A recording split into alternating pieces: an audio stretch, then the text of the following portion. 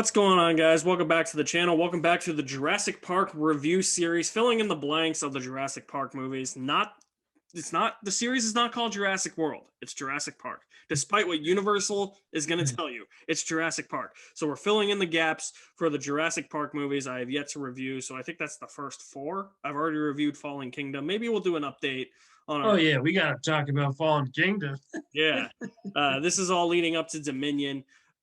We reviewed the first Jurassic Park movie, and as you know, we both really enjoyed that movie. It's The a classic. bona fide '90s masterpiece by Yeah. our favorite filmmaker. I would assume Spielberg is your favorite filmmaker. So it's on to the sequel, a movie that I don't think Spielberg really wanted to make.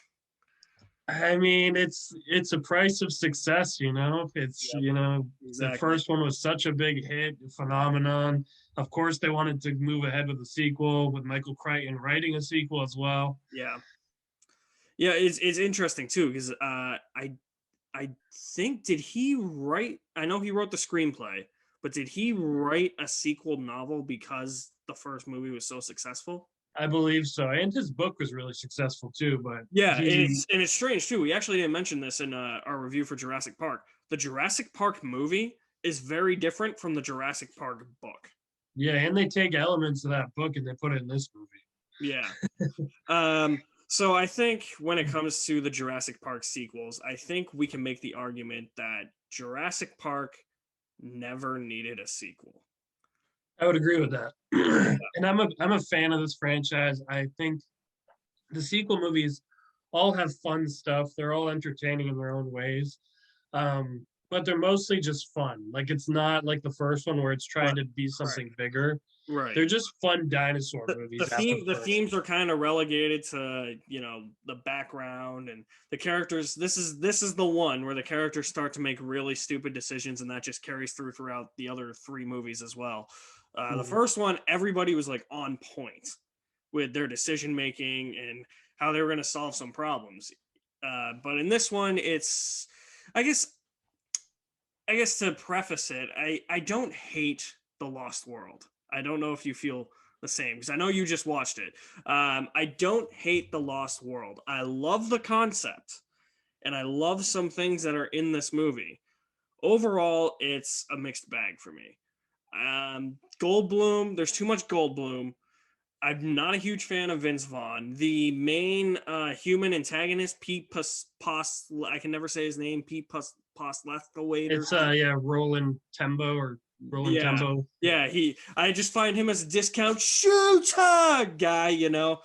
I'm not a huge fan of the ending in San Diego.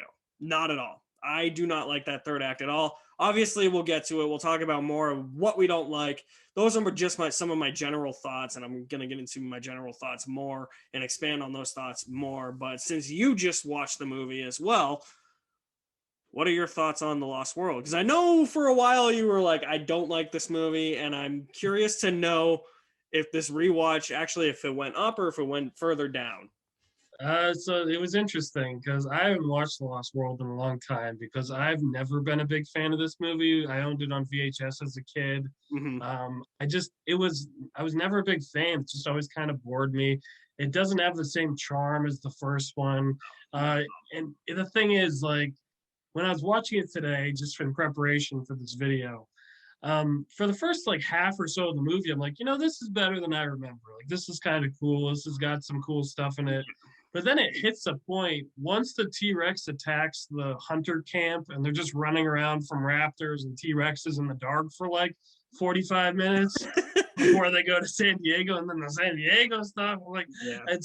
I was bored. I was bored by like the whole Yeah, second half of this movie. it's strange saying that we're bored by a Steven Spielberg movie because Spielberg always has. I think it's still a very well directed movie. Yes, it is. Absolutely. Yeah, it's just, but even for Spielberg standards, though, it's still missing that like oomph in that. It's missing some oomph, and I think the fact that the characters aren't great doesn't help because I don't really care if any of them, It has besides Malcolm, who's Malcolm. But like you said, Jeff Goldblum is great as a supporting character of the yes, first one. too I much of think him. Ian Malcolm isn't nearly as cool in this movie. Yeah, I think I made this. I think I made this analogy in our review for the first one, where it's if you take the Grandmaster from Thor Ragnarok and you make him not even like the main character, but like the main supporting character. Like I feel like if you make him the main supporting character in Love and Thunder, it would still be too much Goldblum. Yeah, Yeah. it's I don't know. Like I was watching it, and I was digging it at first. I was like, maybe I was too hard on this movie, and then it just hit a point where I was like, no. Yeah, Like I'm just sitting there, and I'm like, okay. whatever now. Yeah, because I think I'm the same way. And I actually, before I get into this, I want to bring up a point because this has one of your least favorite actresses in it. Yeah. And it's an actress who is one of everybody else's favorite actresses. Listen, Julianne Moore is a good actress at times. There's something about her that has just never clicked with me. She Where just doesn't. I She feel doesn't. like she's acting. I watch her and I don't believe that's the character. And Dude. that happens in like every movie I see Dude, her in. And I'm sure she's super nice and I'm sure she's great to work with. Yeah. And I'm glad people enjoy her, but I've just always never been a fan. I have the same sentiment. And I think both Nicolas Cage and Halle Berry fall into this camp too.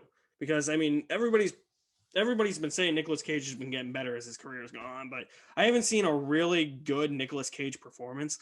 Halle Berry, I'll give her a little bit of credit. I think she's gotten better, especially like if you watch her in John Wick 3, like she's fantastic in John Wick 3, I think. Like actors and actresses like this, I guess we can just call these like the big three. Actors and actresses like this, they're good in spurts. But when you put them in everything and then everybody just sings their praises too much, I'm not sold on a lot of it. I think that's my problem. I don't think it helps that Julianne Moore's character in this movie, Sarah, is awful. I don't buy her as whatever the fuck she's. I just think the character is awful. I mean, it suffers from the Prometheus problem, where the people who are supposed to know what they're doing and are supposed to be scientists, and she's like a behavioral paleontologist where she studies dinosaur behavior. She does all sorts of stupid stuff that she should know better, and it gets her in all sorts of. She's the one who makes the worst decisions. Like she literally runs off all the time. Like when there's dinosaurs around, and they're like, "Sarah, wait!" And she's like, "Oh, I'm gonna go be a dinosaur. I'm gonna go touch this dinosaur." I'm like, "What are you doing?" And it's just the character. Isn't it her decision to kidnap the baby T-Rex from the mama T-Rex? It's Vince Vaughn's decision to save. I hate Vince Vaughn in this.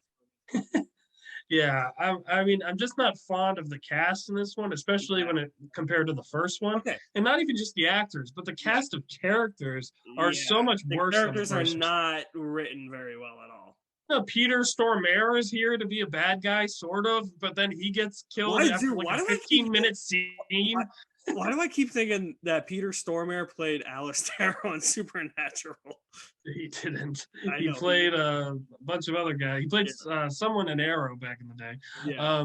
But he literally, his death scene should have been kind of cool. Like he gets attacked by those little guys that he zapped at one point. Yeah. But like instead he gets attacked by them, and then he gets up and he runs away from them, and then they catch up to him and he throws shit at them and he keeps running, and then he goes over a log and they kill him off screen. I'm like, yeah, it was like a 10-minute scene. I'm sitting there, I'm like, he's not dead yet. How many times do I have to, watch the scene? Before I get into the first half, which was what I was going to talk about in a minute, I want to talk about the opening scene with the little girl on the beach.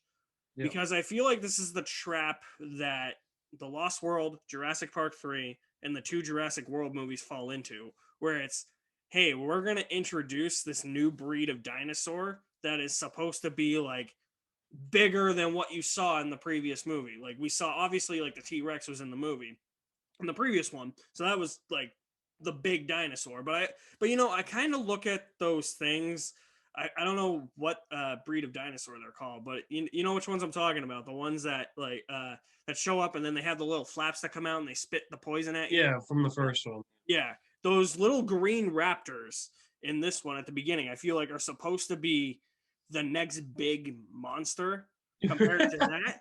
But like I'm more terrified of the flappy one. Yes. Yeah. The little guys, it's a little creepy to think they're being swarmed and getting like bit in the lip and stuff. Oh, dude, like playing the Lego Jurassic World game and just having those things all around you all the time was fucking annoying. But like the thing is with this one, it's like, oh, we're gonna. There's no park, so there's not even like that kind Yeah. of excitement. You're just running around an island and like getting attacked by Okay. dinosaurs, and Okay. now there's two T-Rexes. There's parent T-Rexes, and I'm like, I don't mind that so much because I would expect there to be more T Rexes, yeah.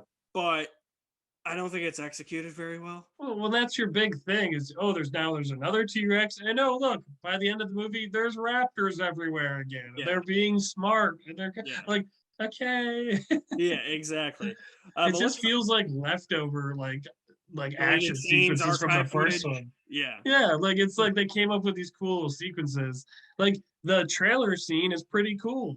I like when they're hanging off the cliff, but I Oh, still that don't scene's think that so well directed where they have to it's pull the so winch under. around the tree, I I think. I still don't think it's as good as the T Rex scene in the first one. No. Like it's like, and then don't get me started. Jeff Goldblum, Ian Malcolm's daughter, should not have been here. I hate this is a Dude, prime example of let's add a kid in. that scene where she does the gymnastics to escape the Yes, dinosaurs awful. But is that's what I mean. It's like she literally stowaways to get there, and it's a typical like oh she's on the thing. Oh no, we got to worry about her now. I'm like, yeah. why? Yeah. But let's talk about the first half of the movie because I think the first half is actually really strong. Like they set up a really good concept. What's his name? John Hammond. Yeah, Hammond. Yeah. He summons Ian Malcolm back to his estate and he essentially tells him, "Hey, there's another island that was Site B. Is it Isla Nublar that's Site B or Isla Sorna? Sorna. Sorna. Okay. Yeah. And then there's dinosaurs there, right? From what I remember. Yes. Yeah, so it's a site where they're just living in like natural habitation with no fences. There Right. wasn't meant to be a park. Right. So people are going there to observe the dinosaurs, but then the other part of InGen, run by Hammond's idiot nephew, is like sending guys to go take the dinosaurs and bring them to the San Diego Jurassic Park because that Yeah, makes sense. why are they building a Jurassic Park in San Diego? Like Because apparently it was why would John you want to Hammond's do that? idea. Like you know that there was a disaster on Isla Nublar in the first one with dinosaurs. Like you're gonna bring them to the mainland and Right. risk having that exact same situation happen. But did you know that the whole San Diego thing was like a late addition into the script? I Like think that I read that. Yeah. the whole ending was completely different. So like, and it feels like that too. It's like, oh, we suddenly are in San Diego, and oh no, the right T-Rex is loose. Dude, you know what it feels like to me?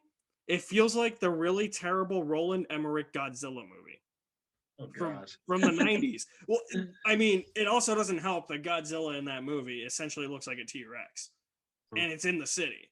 But if you told me specific scenes in that Godzilla movie, and you're like, yeah, that was in the Lost World Jurassic Park, I'd probably believe you because I guarantee you those scenes are interchangeable. I'm not the whole third act in San Diego. Yeah, not a fan. It feels tacked on, and like I like the concept, and I talked about it in the last video. I feel like bringing the dinosaurs into the mainland is like a natural progression of the story. Well, But yeah. like that's why I'm excited for Dominion. But this whole last 25 minutes or whatever like feels just like tacked on. I think the problem is that not only is it tacked on, but it's tacked on in a way where it doesn't have any like meaningful, thought-provoking themes about it. It's just there to be a gigantic, climactic third act action sequence. Yeah, it's just there because yeah, you want to see a dinosaur running around the city. yeah. You want to see a dinosaur destroying cars and breaking traffic lights and shit. Yeah, there's no feeling of like a bigger impact. Yeah, of that. there's no feeling of when they bring the dinosaurs to San Diego. There's no feeling of, well, what happens if this fails again and humans and dinosaurs have to learn to coexist. Right. Yeah. Like say what we want, and eventually we will about Fallen Kingdom. But I feel like the last 3 minutes of that movie set up the idea of and the scariness of dinosaurs on the mainland Yeah. better than this movie did when with more screen time of And a you know what? dinosaur. As much as I'll probably bitch about Fallen Kingdom, at least it's more fun too. You have a fucking volcano in that movie. Yeah, it's got its problems. We'll get to it eventually. But Yeah. Jurassic Park Lost World, I don't know. This movie doesn't really work for me, and it's the direction. And like it was the first half, It's directed well, like it's shot well. No, I I love that mean, they included my boys, the Stegosaurus, this time. That's yeah. cool. You know, But I mean, like, I'll even say that the first half of it's not the writing's not even that bad. I mean, aside from the characters, but that's the thing though. I would disagree with yeah, that because I think the yeah, cast of characters are stupid. I think yeah, it suffers the Prometheus problem, which is movie breaking.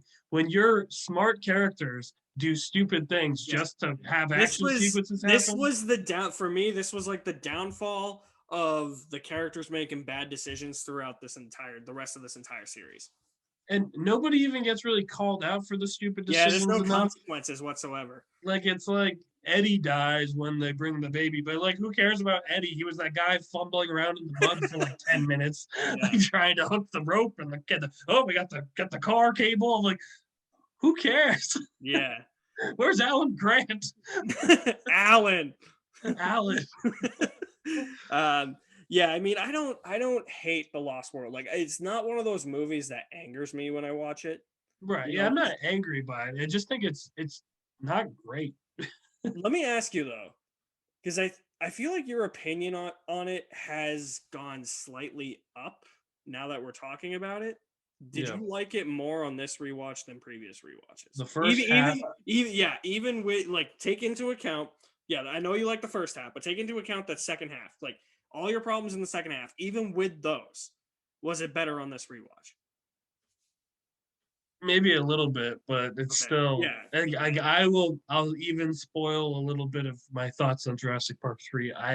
Despite all of Jurassic Park 3's millions of problems, I prefer Jurassic Park 3 over The Lost wow, World. I whoa, do.